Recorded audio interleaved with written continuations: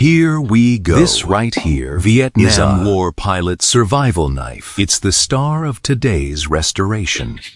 Made by the famous American knife maker Camillus. Produced back in Idil-Lilti. Nearly 60 years old. The handle is dark and stiff. The handguard and grip are super and the whole thing is covered in thick rust. But luckily, the basic structure is sound. With no obvious major defects. You could say its condition isn't but it's not too bad either. The master restorer in this video, who is tearing it down right is none other than our guy, Odd Tinkering. He has only one goal to restore this knife to its 1967 glory. Disassembling this knife is actually quite just like simple. He did a moment ago. You just grind off the rear rivet, and you can easily take off the pommel, the handle, and the handguard. Yep, that's right. These stacked rings on the handle are leather. We'll talk more about this in detail later, because right now, he has already finished the entire teardown process. As you can see, there aren't many counting parts. The leather sheath from the start. There are only 7 pieces in total. He will first use a laser rust removal to clean off the rust on these metal parts. This laser rust removal uses a high-energy beam from the machine to blast the rust layer. In a very short absorbs time, a massive amount of laser energy, its temperature to spike. As a result, the rust breaks down, peeling right off the surface. This is kinda like those in cartoons that absorb energy. Exactly like that. If they absorb past their limit, they just explode. As for the base metal, it's like it doesn't have powers, so it absorbs nothing. Thus, the metal stays perfectly safe.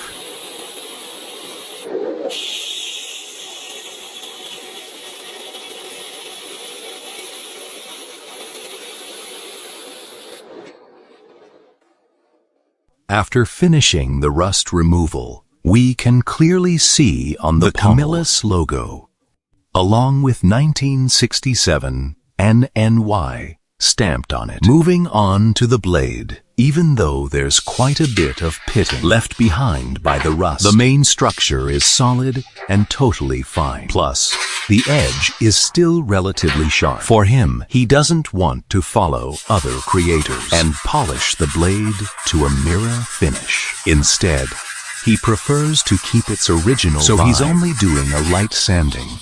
The goal here is to restore it as it was, keeping it authentic.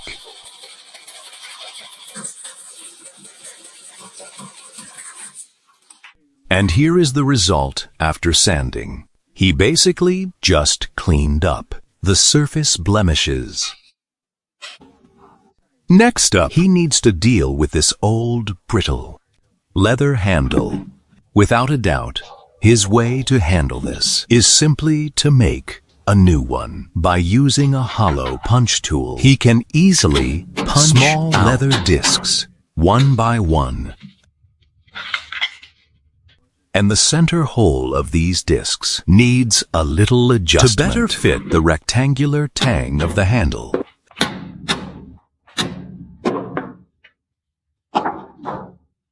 Just like this.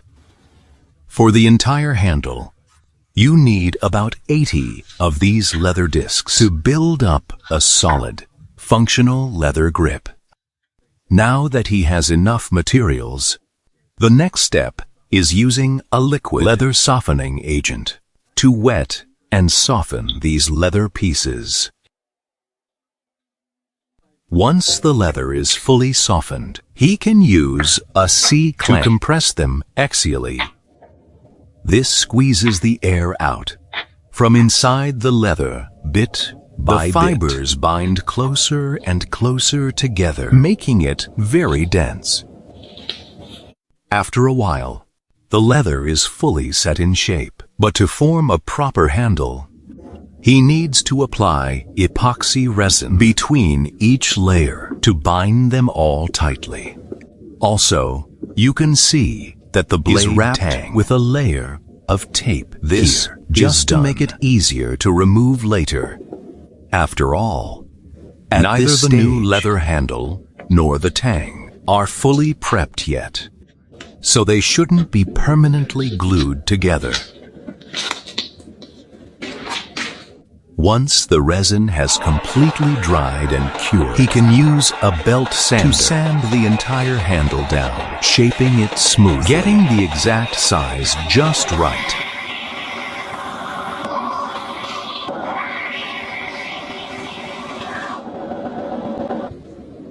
Then, on the other side, for a better final assembly, he needs to restore the rivet that he ground off earlier. He'll weld it back into place.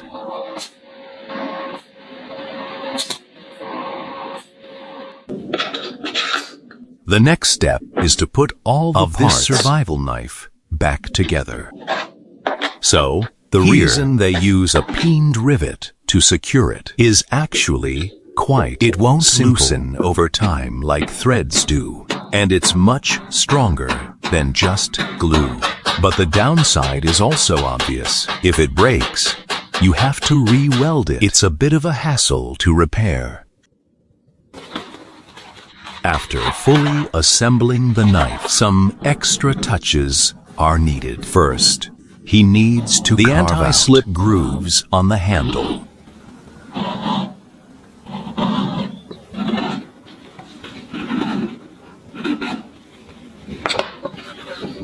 Lastly, he applies a layer of leather wax to the grip and uses a hardwood polishing wheel.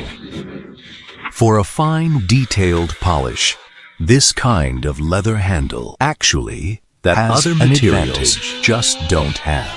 That is shock absorption, because the leather retains a lot of intertwined fibers. Every time you swing and chop, these fibers deform slightly. Just like a car's suspension system, it converts part of the into friction energy between the fibers. Therefore, it feels much softer in the hand and a lot more comfortable. And that is exactly why many veterans prefer this type of leather handle. Next, he applies a bluing solution to the metal parts of the knife for cold bluing protection.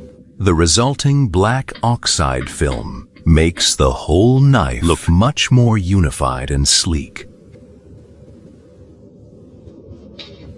As for this torn and battered sheath, he definitely needs to make a new one. And the whole process of making the sheath is quite long and a bit boring. So, I'll just skip right ahead to the final step for you all. Finally, with the newly made sheath, he uses laser engraving to engrave the matching logo and text. And with that, this 1967 Vietnam War pilot survival knife is officially fully restored. Let's follow the camera and look back at the before and after comparison.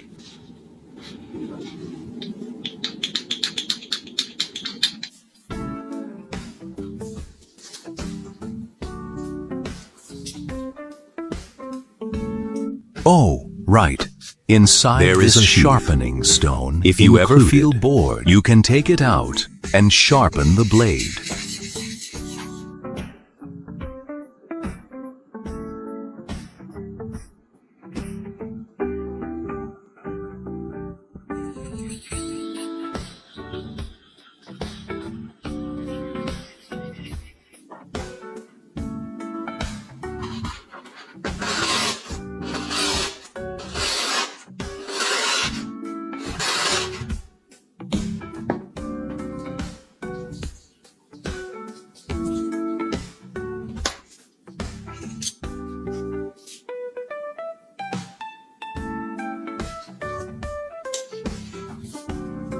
Well, that's it for today's restoration. Thanks everyone for watching.